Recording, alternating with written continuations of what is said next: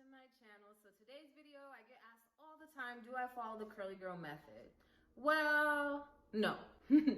But let me explain. So first off, what's the curly girl method? So originally, this was made, the Curly Girl Handbook, to help curly girls take care of their hair because nobody really knew how. Everybody was straightening their hair and getting perms and doing all these things, relaxers, just because they didn't really know how to take care of their hair, me included. So what we have to keep in mind about this book, who was it made for and who made it? So the curly girl method basically means you need to cleanse, condition, and then style your hair. So style means dry and style. It's pretty known that curly hair isn't the same. There are so many different types, curl patterns, porosity, density. All right, so what is the curly girl method? Well, the curly girl method is rules and guidelines basically put in place on how to take care of curly hair.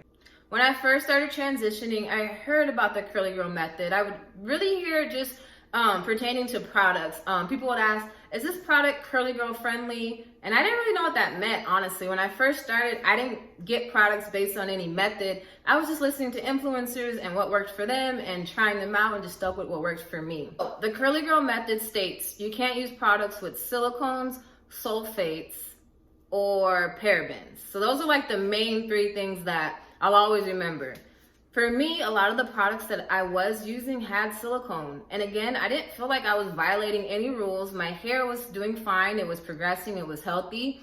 So it kind of left me in a weird place. I'm promoting curly girl friendly stuff, but people would always come and message me and tell me, well, why are you using this? This isn't curly girl friendly. A lot of stuff I use, Aussie, Palmer's, OGX, a lot of products that I use had silicone. And actually recently, let's say about 5 or 6 months, I stopped using silicones. And it's not to say because of the curly girl method, I just wanted to see what my hair would look like and how it would be without silicones. Like, was I really holding myself back or fooling myself? Because we all know silicones create this kind of plastic barrier and it makes your hair seem shiny.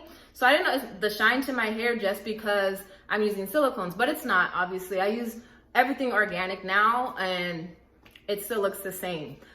So to get back to the curly girl method. So the curly girl method says you're not supposed to wash your hair. If I didn't wash my hair, it just wouldn't be good. And when I say you're not supposed to wash your hair, in the curly girl method, it says you don't need shampoo, that you can only use a conditioning wash and that would be fine.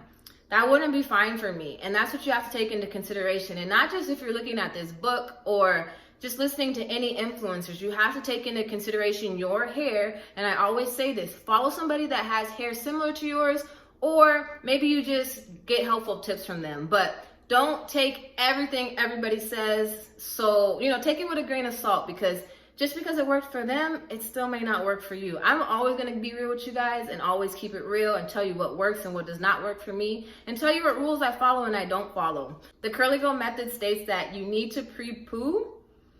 I don't always do that. Although I do that sometimes, and in the beginning I used to do it way more frequently, it's not a necessity. It's not something that you have to do.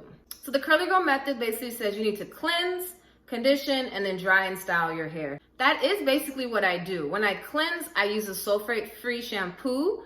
Sometimes I'll co-wash, not all the time. Most of the time in between washes when I feel like I don't really need a good cleanse, but just like a little bit. I do condition my hair after I wash, and then I do style. So when we say style, that means adding a curl cream or a gel, and like when you see me use my Denman brush. You don't have to use a Denman brush, but that's just one way to style. I have another video on all the different types of way to style, like using your hands and whatnot. But the curly girl method, basically, it's a generic way of steps to follow, but I don't think it's actually practical for that to even happen. All of our hair is so different. Most of our hair is not the same. The curl pattern, the texture, the porosity. So you can't say one method will work for everybody. And I'm just being completely honest with that. Even my hair guides, right? So I try to have different specific instructions for different types of hair.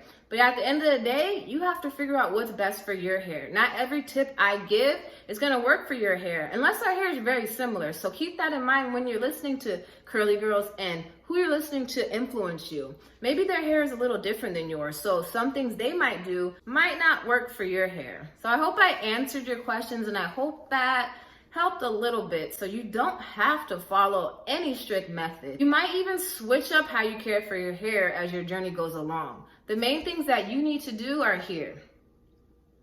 Wash, either with a sulfate, without a sulfate, a co-wash. Make sure you wash your hair accordingly. You need to clarify your hair. You need to deep condition, and styling is not a must. Styling is just an extra. If I didn't want to style my hair like a wash and go and I just wanted to stop at conditioner and just put it in a bun or whatever, I could do that. My hair would still be fine and it would still be healthy. Styling is just obviously something I have to do because I like definition and volume and I like to look like this, but you don't have to do that.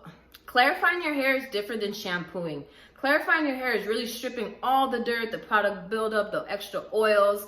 I like to use apple cider vinegar, and I'm gonna have another video on how to clarify. I also use clay mask, but clarifying is something that I think is a necessity that has to be done at least once a month. You need to clarify your hair. It's gonna make so much difference, trust me.